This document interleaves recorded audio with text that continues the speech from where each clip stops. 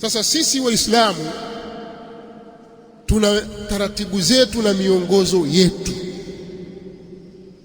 juu ya michakato yote inayoendelea hiyo.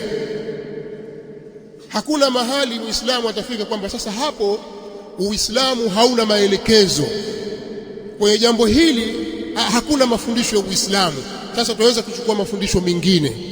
Hakuna, si mambo yanayofungamana na dini wala dunia, si ndani ya msikiti wala nje ya msikiti. Popote pale ulipo Muislamu, unao muongozo unaokuongoza wewe, tena ni wajibu juu yako kuufuata,